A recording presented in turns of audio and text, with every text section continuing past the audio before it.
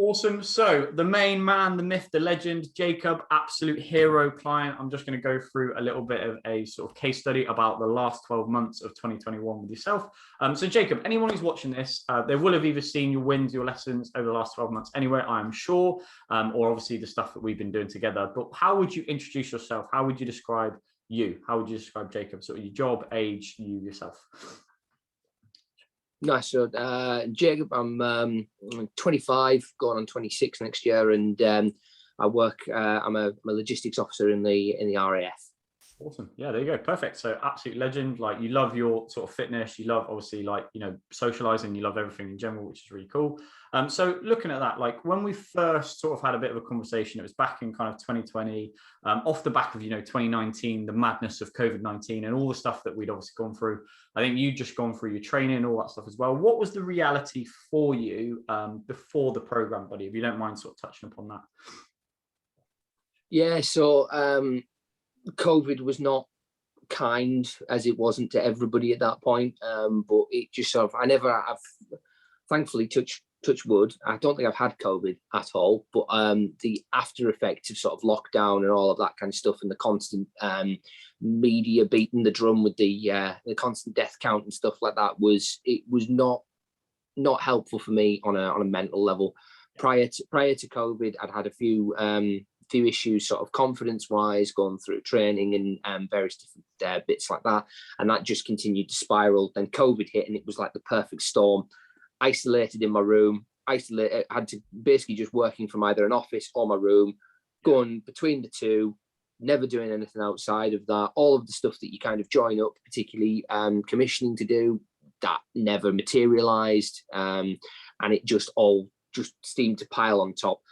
Gyms were closed, didn't know how to train without a gym, even though now, if I was to look at it, completely different mindset now.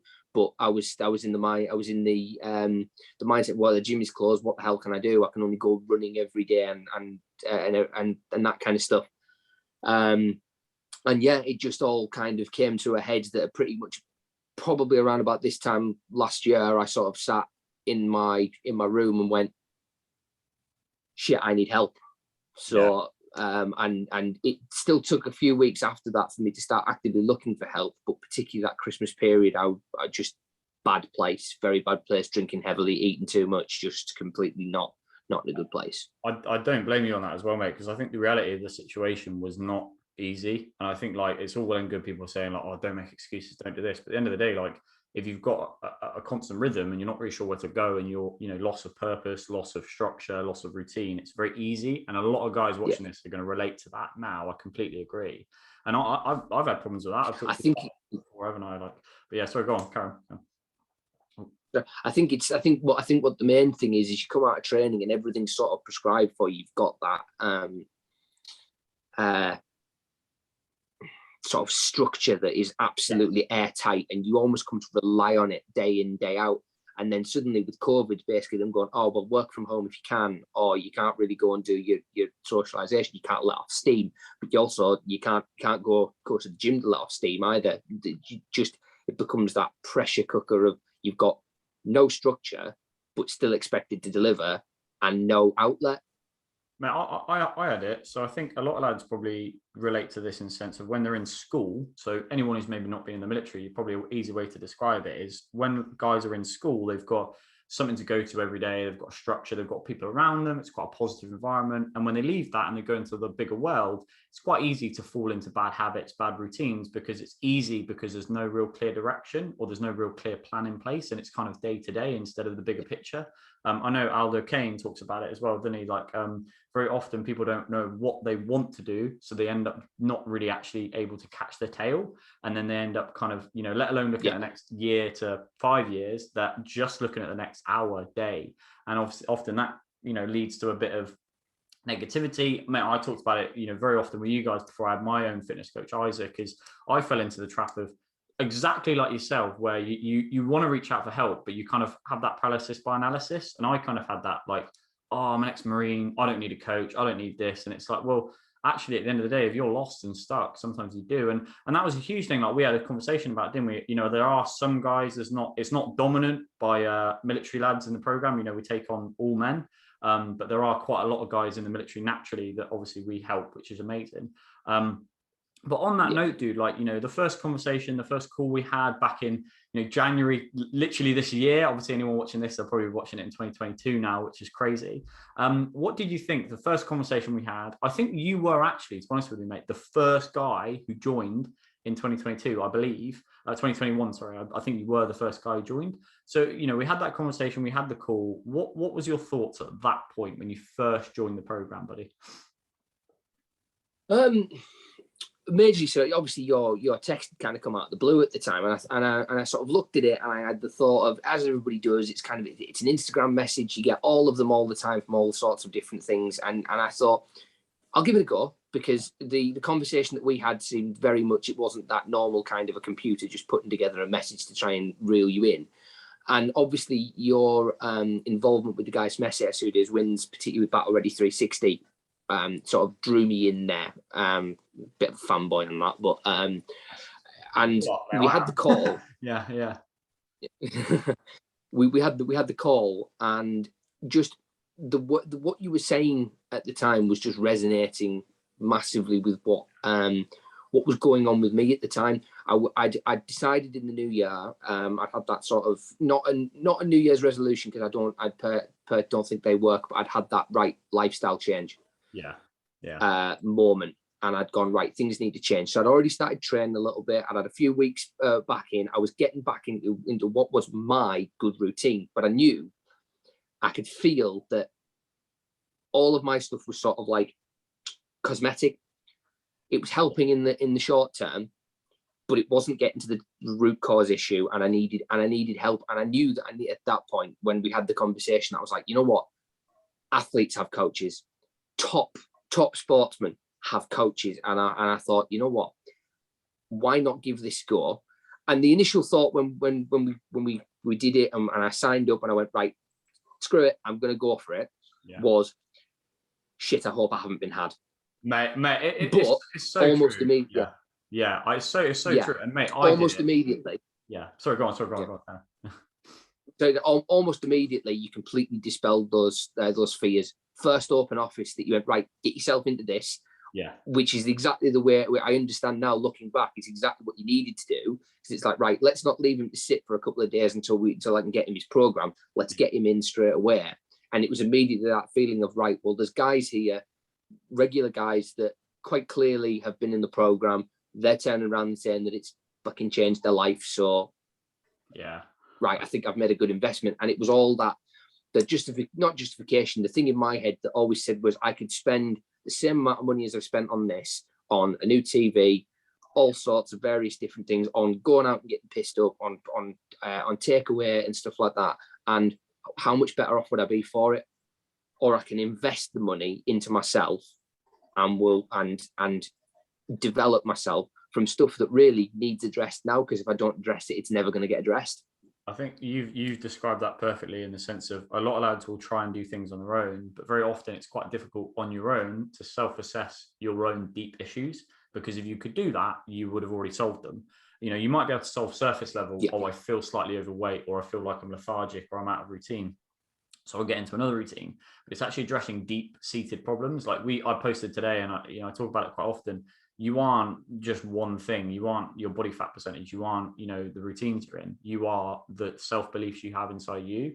And I think that's a huge thing I address quite heavily, is the deep-rooted issues that we need to actually talk about. And that's often, the lads talked about it today, didn't they? Like Daryl said, we don't talk about lifting weights. We talk about actual real life problems, especially in men, because I've had a lot of them. That we need to actually solve, and that's obviously a huge thing. And like you talked about there, I always consider, right, every time a bloke joins, it's almost, I consider it in my head now, like pulling the trigger to go down to Lympstone, or for yourself, like going down to training. That first initial day, like it's first day of school, it's that kind of jitters. No one, that nervous energy. Gotcha, yeah. Yeah, it's literally that, isn't it? Like the lads will obviously take action, they invest in themselves. They, we go through the call, they join the program, and from immediate, I need it to be not an aggressive change that it's unfathomable, but a change because you are on the way to a new path. Like, you know, I know Al O'Kane, like, you know, Ollie Otterton, all the lads talk about it. The fact that if nothing changes, nothing will change. So if you change nothing and you do the same thing, you will get the same outcome. But if you change the path and you go, right, I'm doing something differently, that's obviously a huge thing. That's like why, like you said there, that's why I go, look, let's go straight into it. We're not fucking about it here. And even like you said there, like top athletes have coaches, real high performers have coaches. I've got my own coach. You know, I fully invest in my fitness, the same as you guys do, exactly the same. And I really do value it. Even like Ollie Otterton, you know, he's got Andrew. Andrew's his coach. Like, you know, there's plenty of lads that you look up to that all have coaches. And I think that's a huge reality for, for guys who want to do it. And looking at that, mate, like, let's talk about the first 90 days. That first 90 days, I always call it, like, it's a few different names we've had, like the confidence engine, the 0 to hero phase. I'm actually in the process of rechanging that so that we can go through a whole different level, so that in, you know, a year's time, in 2 years' time, you guys will be a whole different rank structure almost. I know you love the idea of that, don't you? But looking at that, mate, what was it like, you know, actually going through the first 90 days and, you know, becoming a new Jacob? What was the benefit of it, buddy? Let's just touch upon it, really. Well, since I classed it again, I've done a lot of sort of like looking back over the last sort of year at where I was then to where I am now, and I see it as there's two distinct things really, for particularly those first 90 days. Short-term gains, which are it's your chocolate in the advent calendar, isn't it? It's that nice little bit of sort of like dopamine that makes you go, yes, absolutely. It's you suddenly you go, right, get True Coach, get Voxer, get onto this, get onto the education portal, get yourself into the open offices and things like that. And those are your, for the first week, you, as long as you hit all of those, you feel like, right, well, I've taken steps now. I've already taken steps in that first week. I've done the workouts. You have a workout that you actually managed to go into, and by the end of it, the workout may have felt absolutely horrible, but you finish it and you go, shit, I just did that. Yeah. And whereas workouts beforehand, you know, you've trained hard before, but you've never been able to train hard on your own. That's how the way I've looked at it. I've had led PT sessions from a PTI where I've come up the end of it, I'm like, bloody hell, that was bloody difficult, but I'm glad I did it. But then I've gone into my own training session, and you've got on the bench, you've lifted, then you sat on your phone for a little bit, and you lift again, and you never really come out the gym going, I put myself through it there. Yeah. Whereas those workouts that you gave, it was kind of like, right, well, I know what I'm doing now. I've got no excuse not to hit it with intensity instead of sitting there thinking, right, what can I do next? So you have all those short-term gains, which immediately I saw fat come off. I felt more energized, particularly with sort of your education on nutrition, something I'd never really considered. I thought I train like 4 or 5 times a week. I can eat whatever I want, sort of thing. And you have all of that, and immediately it boosted the confidence. Yeah. And as with anything, that it's not. I don't want to avoid using the word false, but it creates that sort of like false sense of security, which is great, because you can like glide on that false sense of security to start with for a good long time. Then you'll have the inevitable drop, and that's where I saw the long-term goals. That's where we hit into the second round. I had the drop. I had a week where nothing seemed to go right. It felt terrible. I felt like, right, everything's coming back again. Yeah. Can't let it. But immediately, what you set up as the foundation of the course is, and the way you work it is, you've got the community around you, just like you have in the military. You've got the lads in your team that literally will get round you. You get round them, they get round you. You've set up your systems of, if you're having an issue, give us a text or something like that, and all of that. And immediately it's the safety net. It's not you're riding high and then you suddenly hit rock bottom. It's you're riding high, caught by the safety net, let's pull you back up. Yeah. And those long-term gains are every time you have that little drop and you push back up, that net's getting higher and higher and higher. Yeah. And it's and eventually you get to the point where you have a bad day and you go, right, well, what have I not done today? I've not eaten well, so I need to sort a bit of get my nutrition back on track today. That's fine. I haven't been to the gym yet, so quite clearly I need to do that. Have I done any sort of take 5 minutes and be mindful or think about that? No, I haven't.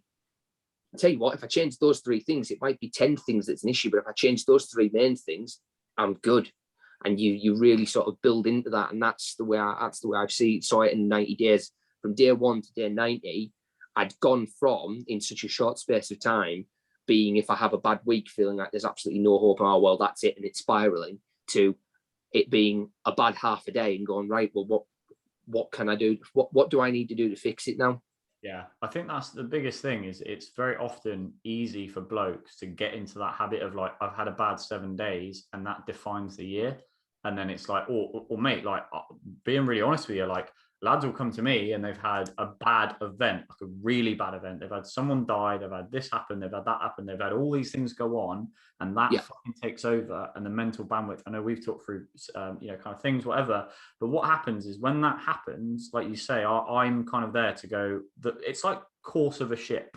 When you've got the ship and it's traveling in a straight line, if it's slightly off and it keeps going that way and it decides that's the path it's going, it might not be just that day, just that week, just that month, but it can end up in 10 years' time, it's completely off the route, for your life anyway. But for me, it's like going, right, well, if you knock back slightly, you'll be straight again. If you knock back another way, you'll be back on the path that you're going for. And like you said, it's just steering. It's just that safety net of steering.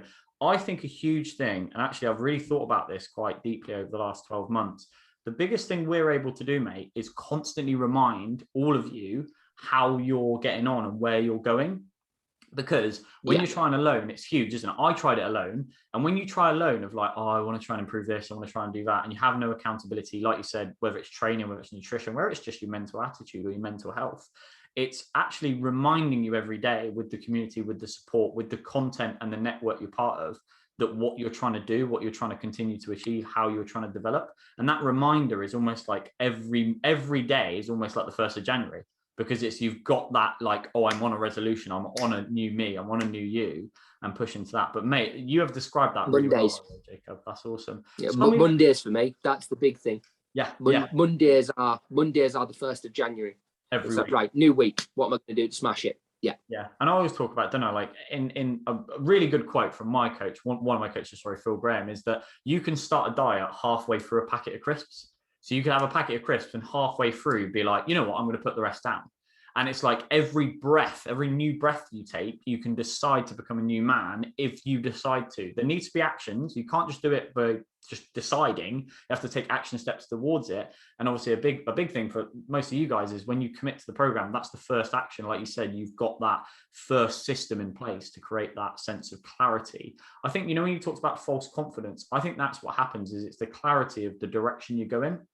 And it's just continuing to condition you to think in a certain way, act in a certain way, and deliver in a certain way. And it's all that, Ollie talks about it, like it's like breathe, recalibrate, deliver. And that's a huge thing. But when we go into that as well, like, let's kind of cover the whole 12 months and let's talk about the biggest wins, the biggest lessons, the biggest things that you found have really changed your life in the last 12 months. Let's talk about that, dude, because obviously you've been in the program a year now, which is awesome. But what's been the biggest wins for you, dude? What's the reality compared to, you like you said, this time last year in a dark position, not really sure about what to do, kind of getting the focus. What's the difference now with your work life? So a major thing massively. This time last year, I was on course for not doing well in work. Things were going sort of foobar left, right, and centre. And I knew coming out of that there would be probably a bad report coming out of it, and nobody ever wants a bad report. And I managed to salvage back what would have been a terrible report into a half decent one, which was the first win. It was like, right, I've just taken it from this guy needs to sort himself out to a still got somewhere to go, but we're on the right track. Point A. Okay. Major, and that was the major thing. It wasn't a great report, and it was immediately like a spur to go, right, things need to get better. They were already on the up and up. They need to get better. But then the second report I got while being deployed, 100 times better than the first one, than my original one, which was just immediately that, right, something's worked. Something has worked.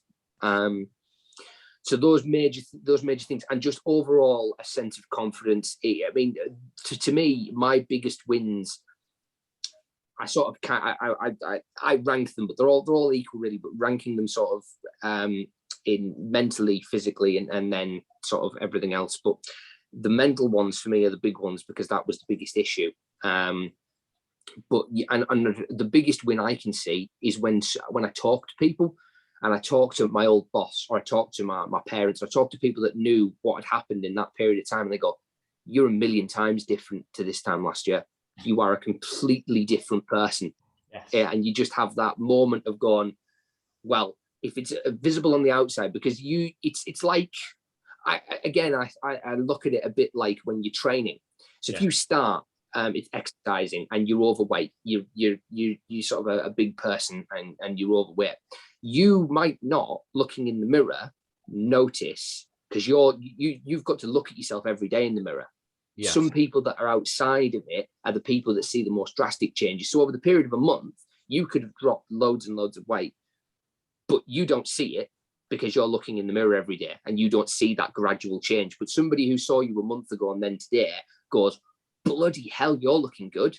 Yeah. And it's exactly the same as that. You don't notice it because your head's the loneliest place in the world because there's only you in it. And you're constantly assessing. You might have gotten better today, but you don't notice because you've been with yourself that entire journey. Yeah. And that's, but when somebody else turns around and goes, you're a completely different person, you have that moment of sort of reflecting, going, actually, you know what? Yeah, I am. Yeah. I think that's massive. Like, and it's yeah.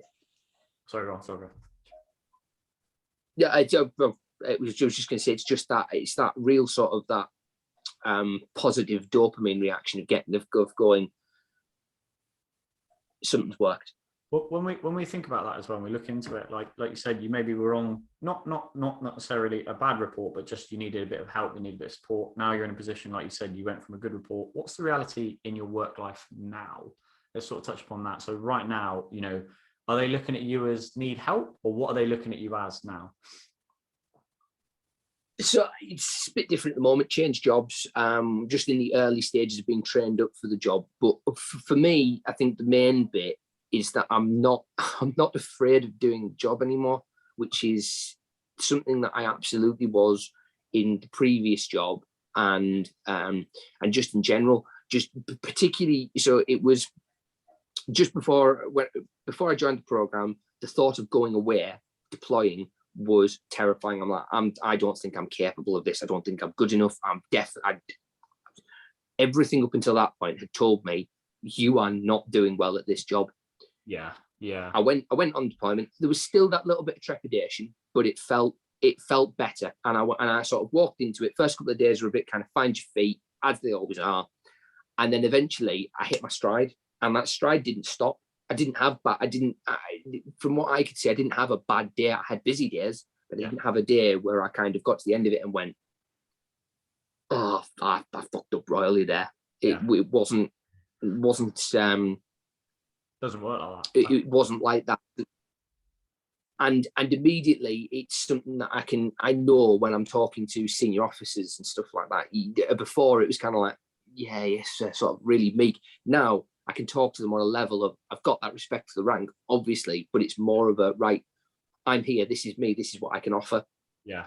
And that is a lot different of what I was. I'm no longer quiet, reserved, that sort of thing.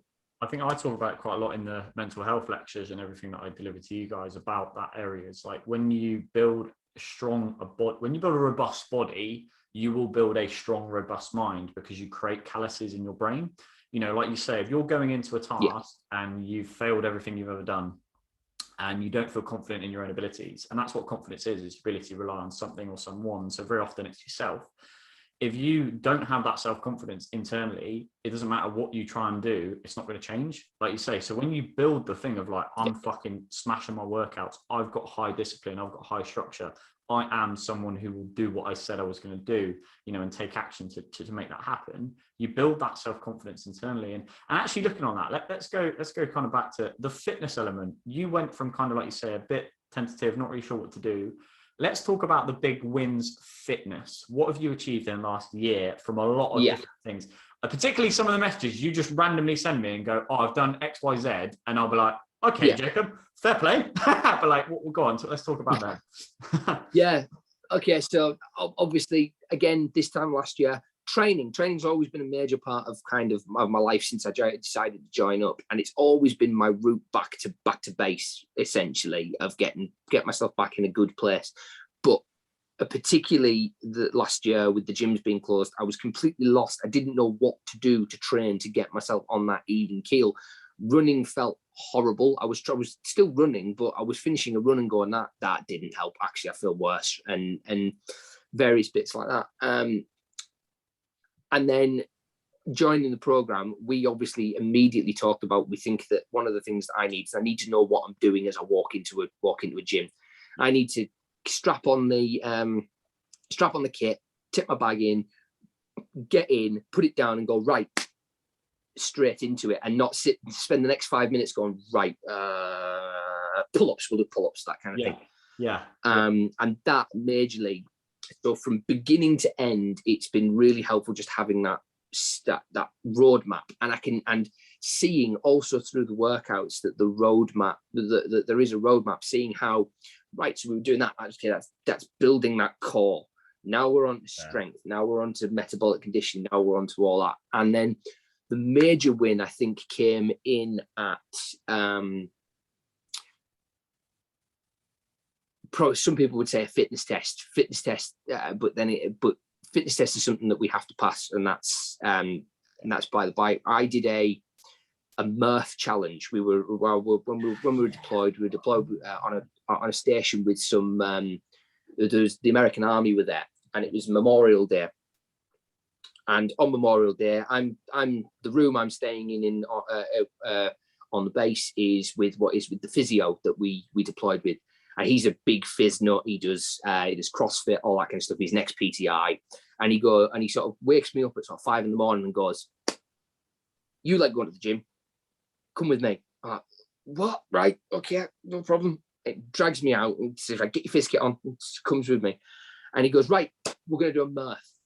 1 mile run, 100 pull-ups, 200 push-ups, 300 sit-ups, mile run." And I immediately kind of had oh shit, right, okay, fine. Yeah. And I went and did it. And I broke it down sort of like 5 pull-ups at a time, 10 push-ups, 20 squats, all that kind of stuff. But I finished in the first mile, I was the second one in. Boom. I was the third person to complete the Murph overall, and I did it in 37 minutes.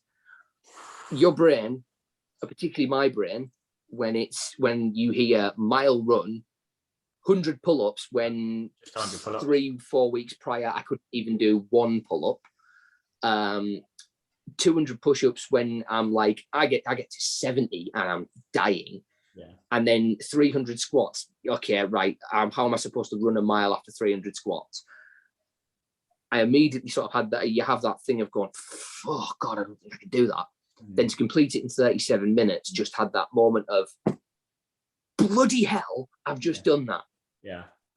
I never thought that would be something that I would ever be able to do in my life, and that sparked a role of sort of not even people telling me that I couldn't do things, but if I told myself I couldn't do things, immediately there's another side of my brain that sort of had a moment of, well, screw you, I'm going to do it.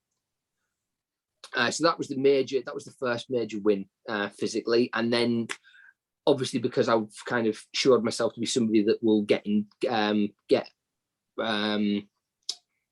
involved in all that kind of thing.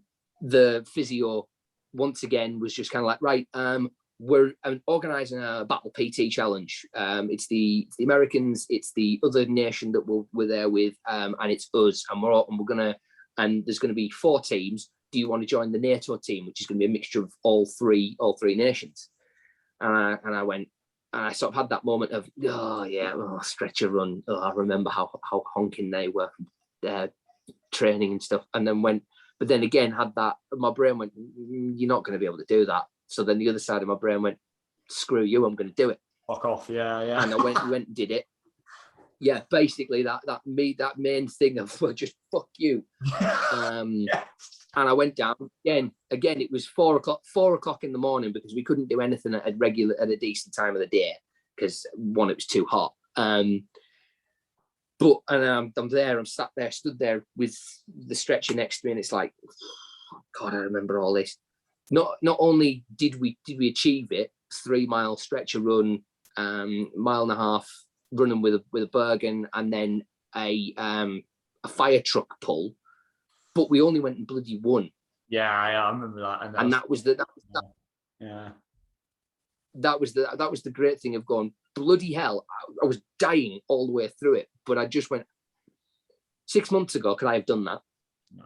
Could I bollocks? Yeah. Absolutely not. And then it just kept going. I kept just taking on different fitness challenges. One evening, bored. Right, I'm gonna do a mile and a half, not mile and a half. I'm gonna do a half marathon.